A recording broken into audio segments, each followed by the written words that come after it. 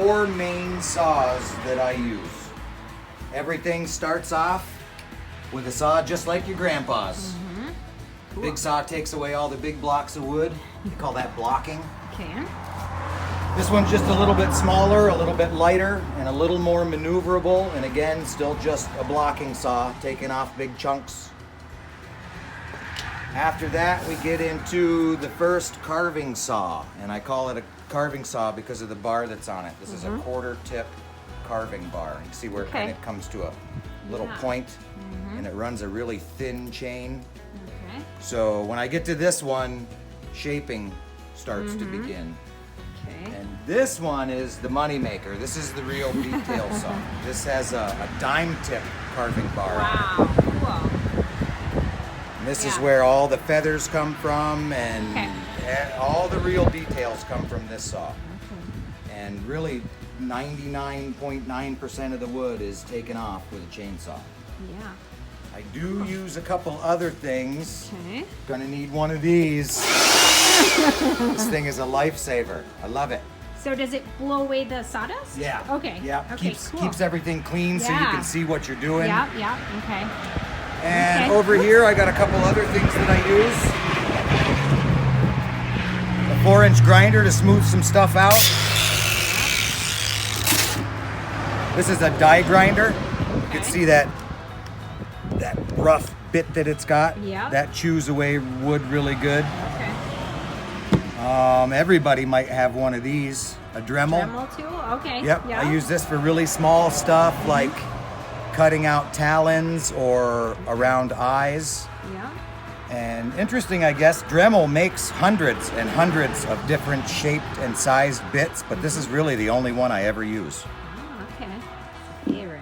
Versatile. Yeah, right? really Okay. versatile. Yeah. This is called a finger sander. Okay. Also really useful when you need to reach in and sand something. Okay. This is another die grinder over here, but this bit is kind of interesting because it's one that I made. Oh wow. I put that little concave in there, Yeah. and this is what I use for making eyes. This Oh, is the eyeball maker Ooh, here. cool.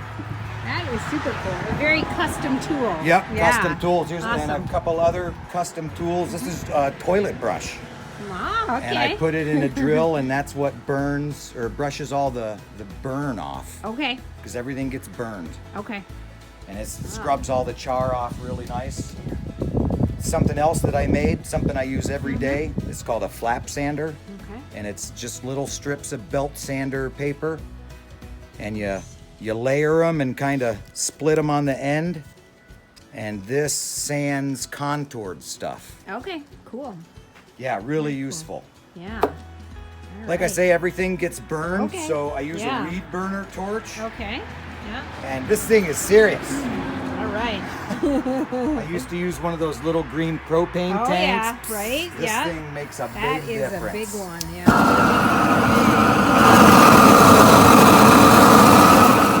Sounds like Awesome. a jet. Yeah, it sure does. That's so cool. Now I have a question about when you burn them, is it mostly for the look of it or does it have something to do with preserving it too? Not really preserving it, and this is a good example here. Yeah. If you look close, you can see that the saw leaves behind yeah. these little Okay. fuzzies, Okay, yep. and the torch takes all that fuzzy stuff off. Oh, okay, cool. I didn't even think of that. And I do use the torch for color, like that Okay. piece there. Yeah. It's burned dark, Yeah. and then I sand it with the flap sander. That's where your Awesome. highlight comes Yeah. from. Very cool. And then it gets oiled. So this is Yeah. an all-natural piece. There's no Okay. paint. Okay. It's varied levels of burning it, sanding it, and different colors of oil that go on it. Okay. Awesome.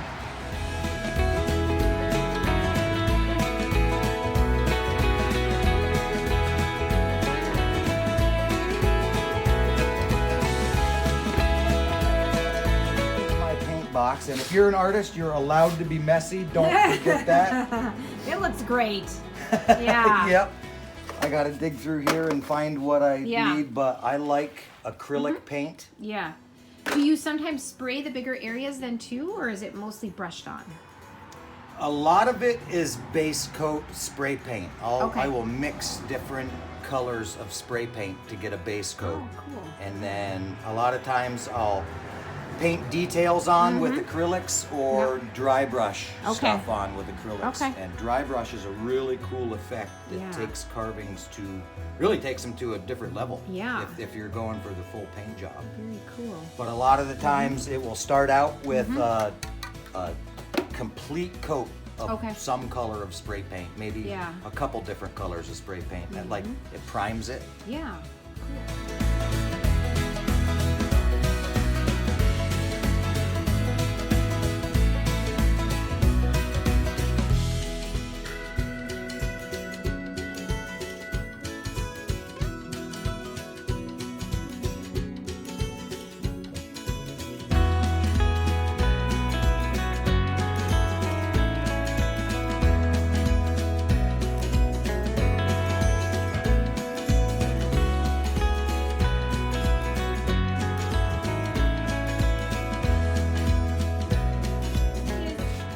Rich said that sometimes he does sketches, not too often, but sometimes he'll sketch things, or he does templates made out of cardboard that will eventually become the wooden piece. A lot of times for commissions, or so can you explain how you use the template? Yep, I like to use templates because when I draw it out on cardboard, I can change it. I can change it until it looks right. Yeah. And then once the drawing is right and you put it on the wood, you really just got to cut it out. So I think making the template gives you a really accurate carving. This is an otter template. Yeah, because if you just started straight on the wood, sometimes a mistake or something might be a little more expensive, so right? You grind it off and you try it again, and you grind it off and you try it again, and this is just a lot faster. Yeah. And I like faster. Yeah, you gotta get a good process. Template for an eagle wing, so I know that I can have the wing look exactly the same on both sides. That's awesome. Yeah, so anyway, Rich, I heard you say, where did your interest start in chainsaw carving or art or whatever? I have always been into art. Ever since I was a little kid, I've been drawing for as long as I can remember. And when I was a kid, I thought chainsaw carving was my idea. I thought I was going to grow up and I was going to hack something out with a chainsaw, but I had no idea I was going to turn it into a full-time job. Yeah. And I guess it really comes down to always liking sculpture, always liking art, and I've always liked taxidermy. I've always liked to be able to walk up to the animal real close and see it that close. That's so cool. And so we were talking yesterday about how you look at some of your first sculptures and you've really improved, right? You've really perfected your art. So how did you do that? Just practice? Well, practice and making stuff. Really being conscious of making every piece better than your last piece. Okay. Always trying to come up with a different texture or a different pose or a different tool that'll give you a different effect. Never stop trying to make them better. Awesome.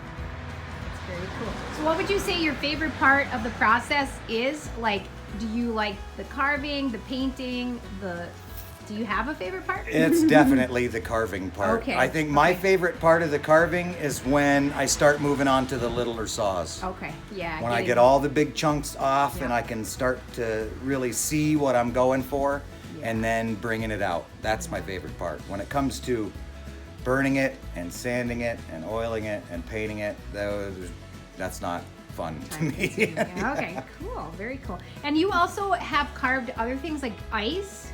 Is there any? Yep, Yeah. Ice is really neat. I get to carve ice once a year for the Winter Carnival here at Tech. And the interesting thing about ice is that ice carves as fast as you can think it. Wow. Wood moves really slow, especially a Yeah. hardwood, but Yeah. ice is zing, zing, zing, as Sure. fast as it can come out of your head. That's awesome. Does It it is, it's actually fun. kind of melt as the saw goes on it, or it's just mostly? It does a little bit, but not really affecting the Yeah. piece. Yeah. Because then when you're done with the piece, you hit it with the torch to really give it a good melt. Cool.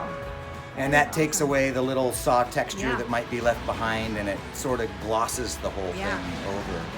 Gives it a really cool effect. Yeah. Well, thank you so much, Rich, and we're so problem. excited to go out on the trails and check out your sculptures there. Cool. And we're so honored to have your artwork on our school. So thanks, Rich. It's an honor to have my artwork at your playground. It's really cool for me too. Right. So Chippy, right? Is that his name? Yeah. Okay.